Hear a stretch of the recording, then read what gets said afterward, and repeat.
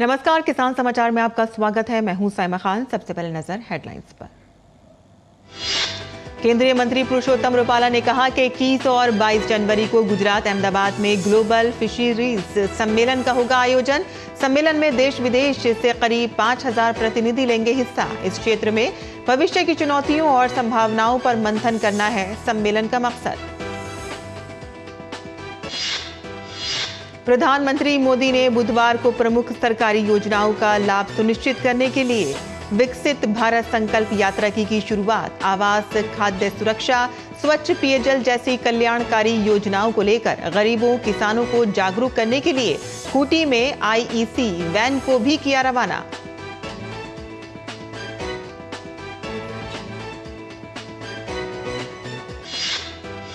उत्तर प्रदेश वाराणसी से बुधवार को पहली बार गेंदे का फूल का संयुक्त अरब अमीरात में किया गया निर्यात। एपिडा के चेयरमैन ने वर्चुअली फ्लैग ऑफ करके भेजा गया लगभग 400 किलो गेंदे का फूल। अब फूलों के विदेश जाने से किसानों का एक और वर्ग भी बन गया है निर्यातक। और अब समाचार विस्तार से। केंद्रीय मत्स्य, पशुपालन, दुग्ध एवं डेयरी विभाग 21 से 22 जनवरी को अहमदाबाद में ग्लोबल फिशरीज सम्मेलन का आयोजन करेगा। इस सम्मेलन में देश विदेश के करीब 5000 प्रतिनिधि हिस्सा लेंगे। विभाग के मंत्री पुरुषोत्तम रुपाला ने बताया कि इस सम्मेलन का मकसद इस क्षेत्र में भविष्य की चुनौतियों और संभावनाओं पर मंथन करना है। गौरतलब है कि मछली पालन में देश में उत्पादन पिछले कई वर्षों में 10 गुना तक बढ़ा है।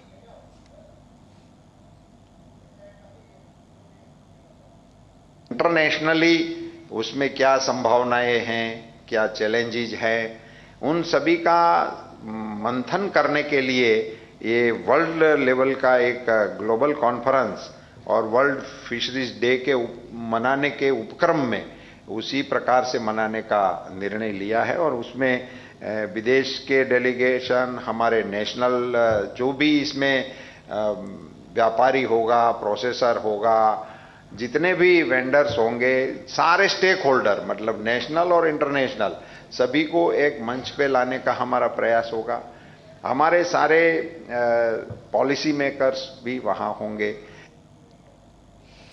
प्रधानमंत्री ने प्रमुख सरकारी योजनाओं का लाभ सुनिश्चित करने के लिए बुधवार को विकसित भारत संकल्प यात्रा शुरू की। इस यात्रा के अंतर्गत खूंटी में आईईसी वैन को भी रवाना किया गया ताकि लोग जागरूक हों और स्वच्छता सुविधाओं, आवश्यक वित्तीय सेवाओं, बिजली कनेक्शन, एलपीजी सिलेंडरों तक पहुंच, गरीबों के लिए आवास, खाद्य सुरक्षा, उचित पोषण, विश्वसनीय स्वास्थ्य देखभाल, स्वच्छ पेयजल और अन्य जैसी कल्याणकारी योजनाओं का लाभ उठा सके। दशकों तक हमारे देश में सोशल जस्टिस, सामाजिक न्याय और सेक्युलरिज्म न जाने रोज सुबह शाम इसके गीत तो बहुत गाए, बयानबाजी बहुत होती रही। सच्चा सेक्युलरिज्म तभी आता है जब देश के किसी भी नागरिक के साथ भेदभाव की सारी संभावनाएं खत्म हो जाए। सामाजिक न्याय का भरोसा तभी मिलता है जब सबको बराबरी से, समान भावना से सरकारी योजनाओं का लाभ मिले। और इसी सोच के साथ अब आज से विकसित भारत संकल्प यात्रा शुरू हो रही है। ये यात्रा लोगों के पास जाने, जागरूकता पैदा करने और स्वच्छता सुविधाओं, आवश्यक वित्तीय सेवाओं, बिजली कनेक्शन, एलपीजी सिलेंडर तक पहुंच, गरीबों के लिए आवास, खाद्य सुरक्षा, उचित पोषण, विश्वसनीय स्वास्थ्य सेवा, स्वच्छ पेयजल जैसी कल्याणकारी योजनाओं का लाभ प्रदान करने पर केंद्रित है। जो संपन्न लोग होते थे, जिनकी सरकार में पहुंच होती थी, पहचान होती थी, वो सुविधाएं और व्यवस्थाएं आसानी से जुटाते थे और सरकार का भी मन दिमाग ऐसा था, उन्हीं को ज्यादा देते थे। लेकिन जो लोग समाज में पीछे रहे थे, जो मूल सुविधाओं से वंचित थे, उन पर ध्यान देने वाला भी कोई नहीं था। वो असुविधाओं के बीच अपना जीवन काट रहे थे, मोदी ने समाज के ऐसे वंचितों को अपनी प्राथमिकता बनाया। यात्रा महत्वपूर्ण जनजातीय आबादी वाले जिलों से होते हुए अगले साल जनवरी तक देश के सभी जिलों को कवर करेगी। ब्यूरो इनपुट्स के साथ नीतेंद्र सिंह की रिपोर्ट, डीडी न्यूज। और भारत की जनजातियां देश के लगभग सभी राज्यों में फैली हुई हैं। जनजातीय संस्कृति भारत की अमूर्त राष्ट्रीय विरासत का एक अभिन्न अंग है। जनजातियां भारतीय आबादी में 8.6% की हिस्सेदारी रखती हैं, जिनकी संख्या लगभग 10.4 करोड़ है। प्रधानमंत्री नरेंद्र मोदी के सबका साथ, सबका विकास, सबका विश्वास और सबका प्रयास के दृष्टिकोण को ध्यान में रखते हुए भारत सरकार ने जनजातियों के विकास और उनकी विरासत और संस्कृति के संरक्षण को प्राथमिकता के रूप में ध्यान केंद्रित किया है। 15 नवंबर 2017 को भगवान बिरसा मुंडा की जयंती पर प्रधानमंत्री नरेंद्र मोदी ने कहा था कि मैं भगवान बिरसा मुंडा को उनकी जयंती पर नमन करता हूं। उनका अदम्य साहस प्रेरणा का स्रोत है। भगवान बिरसा मुंडा के जीवन से प्रेरित होकर हम अपने आदिवासी समुदायों के सशक्तिकरण की दिशा में काम कर रहे हैं, जो भारत का गौरव है। इसी दिशा में आगे बढ़ते हुए अपने दूसरे कार्यकाल में भी मोदी सरकार ने आदिवासी समुदायों के उत्थान के लिए उल्लेखनीय कार्य किया है। आइए हम आपको बताते हैं कि पिछले 9 वर्षों में मोदी सरकार ने इस दिशा में क्या कदम उठाए हैं। पिछले 9 वर्षों में मिशन मोड में विशेष रूप से पिछड़े जनजातीय समूहों के विकास को पहली बार फोकस क्षेत्र के तहत शुरू किया गया है। प्रधानमंत्री जनजातीय आदिवासी न्याय महाअभियान यानी पीएम जनमन, इस मिशन के तहत विकास के मद में अगले 3 वर्षों के लिए 15,000 करोड़ रुपए आवंटित किए गए हैं। यह पहली बार है कि जनजातीय समूहों के लिए डेटा केंद्रित मानव विकास सूचकांक के साथ एक विशेष योजना तैयार की गई है, जिसका लक्ष्य समुदाय का समग्र विकास करना है। जनजातीय लोगों की एक अन्य ऐतिहासिक अवसर भगवान बिरसा मुंडा की जयंती पर 15 नवंबर को जनजातीय गौरव की खुशी मनाने और जनजातीय स्वतंत्रता सेनानियों को श्रद्धांजलि देने के लिए जनजातीय गौरव दिवस के रूप में घोषित किया गया है। राज्यों को न्यूनतम समर्थन मूल्य पर लघु वन उपज की खरीद के लिए सहायता दी जा रही है। ट्राइफेड ने वर्ष 2017-18 में देश भर के सभी प्रमुख शहरों में आदि महोत्सव, शिल्प, संस्कृति, व्यंजन और वाणिज्य का उत्सव आयोजित करने की एक नई संकल्पना की भी शुरुआत की है। वोकल फॉर लोकल के मिशन को ध्यान में रखते हुए ट्राइफेड ने 16 से 27 फरवरी 2023 तक मेजर ध्यानचंद नेशनल स्टेडियम नई दिल्ली में आदि महोत्सव का आयोजन किया, जिसका उद्घाटन प्रधानमंत्री श्री नरेंद्र मोदी ने किया था और यह पूरे देश में बहुत सफल रहा था। वन अधिकार अधिनियम के तहत अब तक 21.99 लाख व्यक्तिगत अधिकार पत्र और कुल 1.08 लाख सामुदायिक अधिकार पत्र वितरित किए जा चुके हैं। देश भर में अनुसूचित जनजाति समुदायों के विकास के लिए जनजातीय कार्य मंत्रालय के वार्षिक बजट में निरंतर वृद्धि की जा रही है। 2023-24 के लिए मंत्रालय को 12,461.88 करोड़ रुपए का बजट आवंटित किया गया है, जो 2013-14 के 4,295.94 करोड़ रुपए के बजट की तुलना में 3 गुना अधिक है। जनजातीय कार्य मंत्रालय प्रतिवर्ष 30 लाख से अधिक छात्रों को छात्रवृत्ति दी जाती है। सरकार ने 2047 तक सिकल सेल एनीमिया को खत्म करने का लक्ष्य निर्धारित किया है। वहीं सरकार 740 एकलव्य आवासीय मॉडल स्कूल की स्थापना कर रही है, जिसका उद्देश्य जनजातीय छात्रों गुणवत्तापूर्ण शिक्षा प्रदान की जाए, जिसके माध्यम से 3.5 लाख जनजातीय छात्रों को गुणवत्तापूर्ण शिक्षा प्रदान करेंगे। गृह मंत्री अमित शाह ने 7 जून 2022 को नई दिल्ली में राष्ट्रीय जनजाति अनुसंधान संस्थान का उद्घाटन किया। NTRI एक प्रमुख और सर्वोच्च राष्ट्रीय स्तरीय संस्थान है और इसकी परिकल्पना अकादमिक, कार्यकारी और विधायी क्षेत्रों में जनजातीय विचारों, मुद्दों तथा मामलों के आधार के रूप में की गई है। Bureau report, DD news.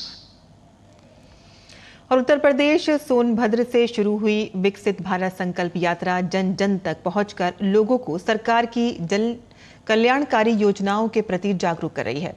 इन योजनाओं का लाभ पाने वाले लाभार्थियों का मानना है कि जन कल्याणकारी योजनाओं ने न सिर्फ उनका जीवन सुगम किया है, बल्कि विकास की मुख्य धारा से जोड़ने में संबल भी प्रदान किया है। मोदी दे देवना चाउर, गेहूं, चीनी, जब से माने की गल्ला जैसे कोरोना फैलल बा तब से मोदी दी जेवना। और घरे खेती में नहीं होते गेहूं चाउर तो मोदी दी देवना, तो मोदी जी के धन्यवाद। जिले के मुख्य विकास अधिकारी सौरभ गंगवार ने बताया है कि ये संकल्प यात्रा के माध्यम से हमें लोगों को सिर्फ जागरूक ही नहीं करना बल्कि योजनाओं का 100% लाभ भी उन तक पहुंचाना है। 5 लाख रुपया ये पर लिखल बा, वही से दवा होती है, मुफ्त में दवा मिलती है, पैसा मिले चाहे मत मिले। एक तो रोग हाथ नहीं उठे, दूसर का रोग सांस फूले, बुखार आवे रात दिन, यही से दवाई करे।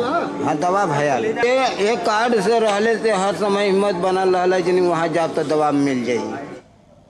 ये वर्तमान में इस जनपद के 621 ग्राम पंचायतों में से 107 ग्राम पंचायतें चिन्हित हुई हैं, जिसमें अगले 54 दिनों तक इसी तरीके का कार्यक्रम दिन प्रतिदिन चलता रहेगा और 107 गाँव को आच्छादित किया जाएगा। लेकिन हम लोग यहाँ पर यह निश्चय करके बैठे हुए हैं कि हम ये मिशन है इसको 107 गाँवों तक ही नहीं अपितु पूरे 621 ग्राम पंचायतों में लेकर आएंगे।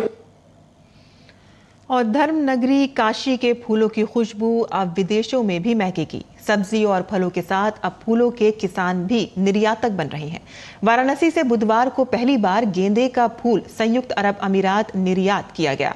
लगभग 400 किलो गेंदे का फूल वाराणसी के बाबरपुर स्थित लाल बहादुर शास्त्री इंटरनेशनल एयरपोर्ट से भेजा गया है। कृषि और प्रसंस्कृत खाद्य उत्पाद निर्यात विकास प्राधिकरण के चेयरमैन अभिषेक देव ने वर्चुअली फ्लैग ऑफ करके कंसाइनमेंट को रवाना किया। गेंदे के साथ ही गुलाब के फूलों का भी सैंपल भेजा गया है। त्योहारी सीजन हो या शादियां, अब फूलों से डेकोरेशन हर कोई चाहता है। दुबई में भारत के फूलों से त्योहारों और अन्य मौकों पर सजावट की जाएगी।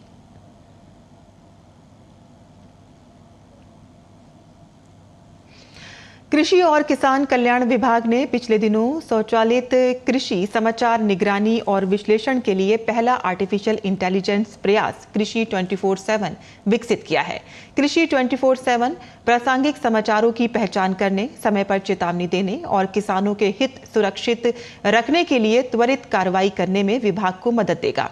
इस पहल का शुभारंभ करते हुए कृषि और किसान कल्याण मंत्रालय में सचिव मनोज आहूजा ने कहा कि इसका उद्देश्य ये है कि समाचार निगरानी प्रणाली गतिशील हो, सूचना के बदलते परिदृश्य के अनुकूल हो और किसानों को बेहतर ढंग से जानकारी उपलब्ध कराने में सक्षम हो।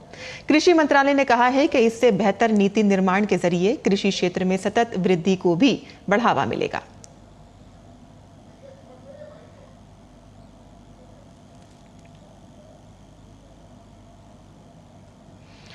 सामुदायिक प्रयास की बदलती तस्वीर देखनी हो तो मध्य प्रदेश के उमरिया में जरूर आइए, जहां ग्रामीणों ने आपसी प्रयास से किस तरह से पहाड़ी बंजर भूमि को औषधीय वृक्षों के घने जंगलों में तब्दील कर दिया है। आज से लगभग 20 साल पहले तक ये स्थान इस तरह का हरा भरा नहीं था, लेकिन लोगों की अथक मेहनत से 20 हेक्टेयर की बंजर पहाड़ी भूमि औषधीय वन में परिवर्तित हो गई है। ये प्रयास है जिले के 2 गांव ग्राम अमुआरी और तुम्मा दर के लोगों के, जिसने पतलेश्वर धाम इतना खूबसूरत हो गया है कि अब धार्मिक के साथ साथ पर्यटन के लिहाज से भी विशेष महत्व रखता है। जिले के ग्रामीण अंचल के निवासी पर्यावरण के संरक्षण का काम स्वेच्छा से करते हैं, जिसकी जीती जाती वानगी प्रस्तुत करता है आकाशकोट अंचल की तराई में आबाद पतलेश्वर धाम।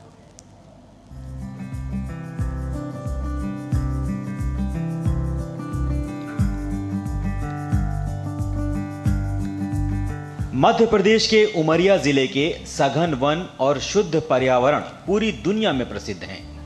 प्राकृतिक झरने, सघन वन, जल स्रोत, पहाड़ और नदियों के समागम से उमरिया जिले की जलवायु पूरी दुनिया में मानव सहित जीव जंतुओं के जीवन के लिए उत्कृष्ट मानी गई है। खास बात यह है कि यहाँ के पर्यावरण को संरक्षित करने का काम जितना प्रकृति अपने प्राकृतिक स्रोतों से करती है, उतना ही पर्यावरण के संरक्षण का काम जिले के ग्रामीण अंचल के निवासी करते हैं। इसका बड़ा उदाहरण है जिले के आकाशकोट अंचल की तराइयों में आबाद पतलेश्वर धाम, जहां 2 गांवों के ग्रामीणों ने मिलकर पहाड़ी क्षेत्र जो बंजर हो चुका था उसमें 20 हेक्टेयर के क्षेत्र में औषधीय वृक्षों का जंगल खड़ा कर दिया है। यहाँ के जो बुजुर्ग लोग थे उनके बताए अनुसार कथन से कोई एक बाबा थे, वो गृहस्थ से थे, वो यहाँ आए तो उनको कुछ ऐसे दैवी शक्ति का प्रादुर्भाव हुआ। उससे यहाँ एक छोटा सा एक मंदिर नुमा बना लिए हो।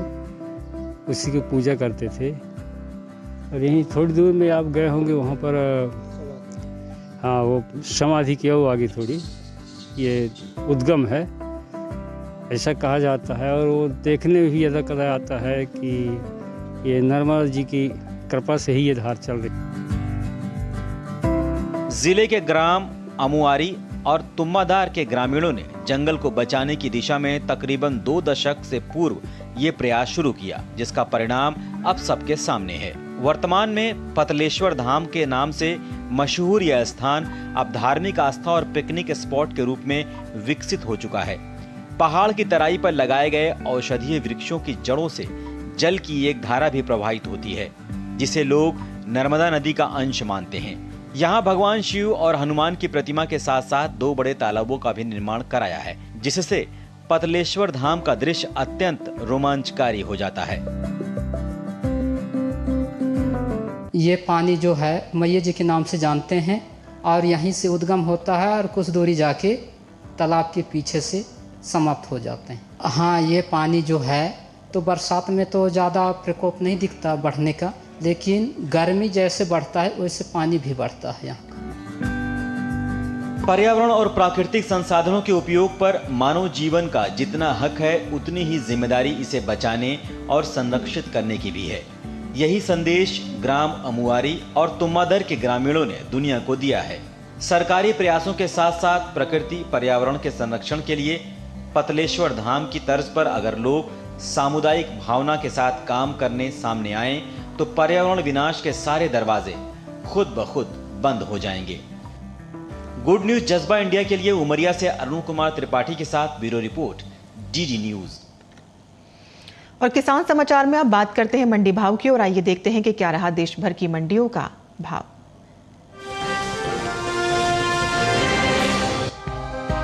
कृषि उपज मंडियों में इन दिनों सेब की आवक सामान्य बनी हुई है। भाव की बात करें तो बुधवार को ज्यादातर मंडियों में सेब के सौदों में मिलाजुला रुख देखने को मिला। इंदौर मंडी में सेब के सौदे मजबूती के साथ हुए, वहीं गोहाना मंडी में नरम रहे, जबकि पालमपुर और उधमपुर मंडी में सेब के भाव में कोई बदलाव नहीं हुआ। एक मार्कनेट के मुताबिक हरियाणा की गोहाना मंडी में 14 नवंबर को सेब का भाव था 6,000 रुपए।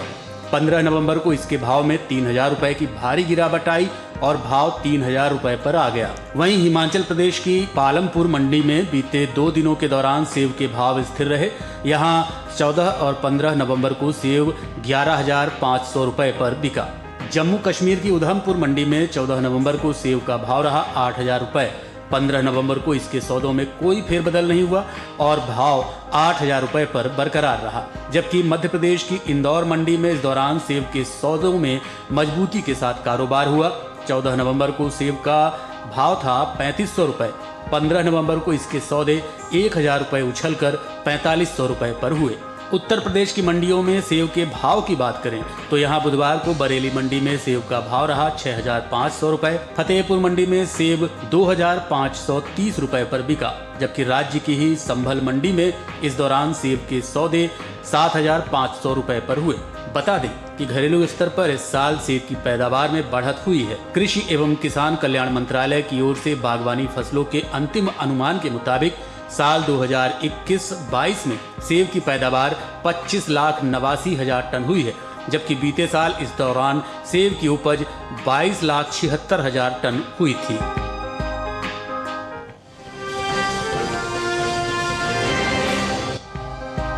बुधवार को ज्यादातर कृषि उपज मंडियों में टमाटर की आवक सामान्य देखने को मिली। भाव की बात करें तो 15 नवंबर को पुणे, जोधपुर और लुधियाना मंडी में टमाटर के सौदे मजबूती के साथ हुए। वहीं जालंधर सिटी मंडी में टमाटर के भाव नरम रहे, जबकि इंदौर मंडी में इस दौरान टमाटर के सौदे बिना किसी फेरबदल के साथ हुए। एक मार्कनेट के मुताबिक मध्य प्रदेश की इंदौर मंडी में 14 नवंबर को टमाटर का भाव रहा 2,000 रुपए। 15 नवंबर को इसके भाव में कोई बदलाव देखने को नहीं मिला और भाव 2,000 रुपए पर बरकरार रहा। जबकि महाराष्ट्र की पुणे मंडी में इस दौरान टमाटर के सौदों में मजबूती के साथ कारोबार हुआ। यहां 14 नवंबर को टमाटर का भाव था 1,700 रुपए। 15 नवंबर को इसके सौदे 300 रुपए उछलकर 2,000 रुपए पर हुए। पंजाब की जालंधर सिटी में 14 नवंबर को टमाटर का भाव रहा 1,000 रुपए। 15 नवंबर को इसके सौदों में 200 रुपए की गिरावट आई और भाव 800 रुपए पर आ गया। वहीं राज्य की ही लुधियाना मंडी में टमाटर के भाव में उठाव देखने को मिला।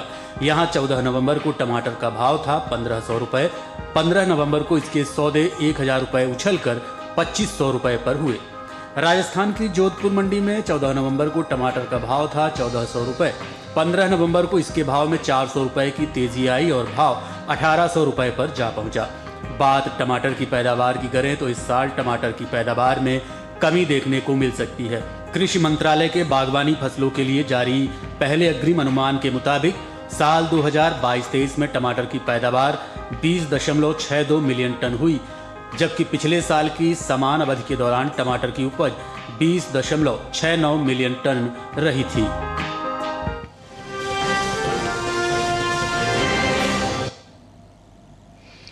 और मंडी खबर के बाद अब बात करते हैं मौसमी खेती की। किसान इस मौसम में कैसे रखें अपनी खेती का ख्याल, आइए देखते हैं।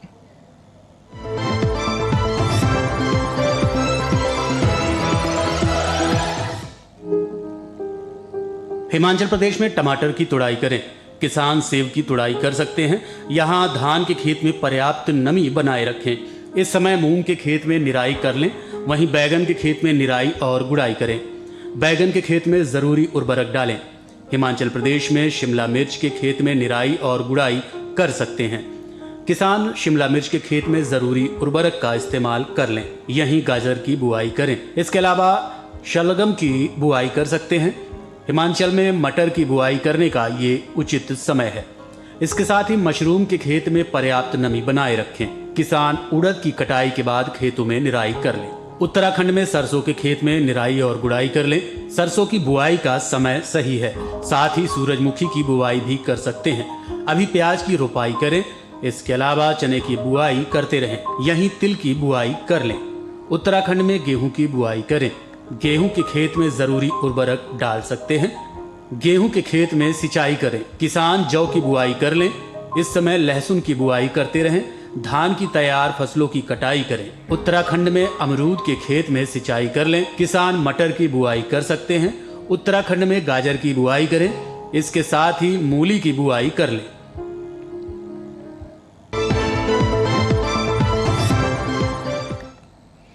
और खेती किसानी से जुड़ी खबरों के बाद आइए अब नजर डालते हैं कुछ और खबरों पर। खास खबर में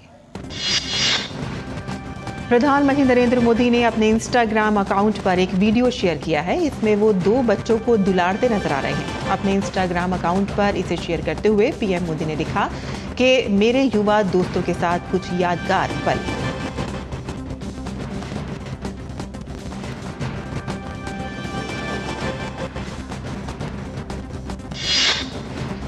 तेलंगाना में आयकर विभाग ने छापेमारी की है। मिरियालगुडा से बीआरएस उम्मीदवार और मौजूदा विधायक नल्ला मोथू भास्कर राव के ठिकानों पर आयकर विभाग ने छापा मारा है।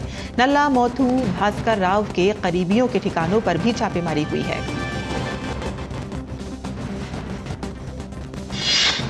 राजस्थान के श्रीगंगानगर जिले के श्रीकरणपुर विधानसभा सीट पर चुनाव स्थगित कर दिया गया है। कांग्रेस प्रत्याशी गुरमीत सिंह कुन्नर के निधन के बाद इस सीट पर चुनाव स्थगित हुआ है। निर्वाचन आयोग द्वारा नई तारीख की घोषणा के बाद ही मतदान होगा।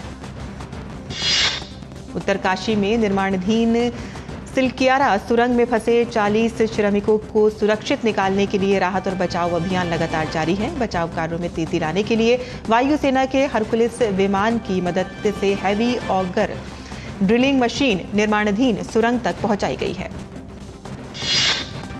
केंद्रीय सड़क परिवहन और राजमार्ग राज्य मंत्री जनरल बीके सिंह ने उत्तरकाशी सुरंग हादसे में रेस्क्यू ऑपरेशन का निरीक्षण किया।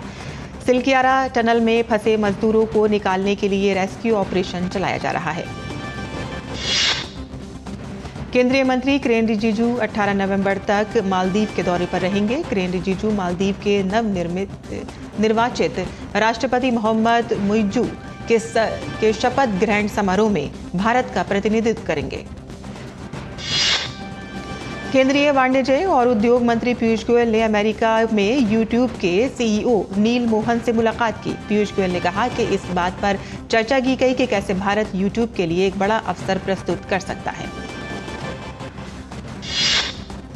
पीयूष गोयल ने माइक्रोन टेक के सीईओ और अध्यक्ष संजय मेहरोत्रा से भी मुलाकात की। इस दौरान सेमीकंडक्टर को लेकर चर्चा हुई। इस बात पर जोर दिया गया कि कैसे भारत का बढ़ता सेमीकंडक्टर इकोसिस्टम व्यापक अवसर प्रस्तुत कर सकता है।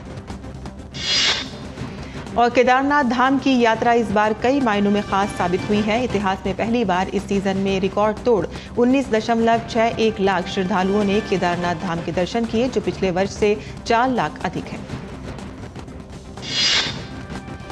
और किसान समाचार में आज के लिए बस इतना ही। अनुमति दें। नमस्कार।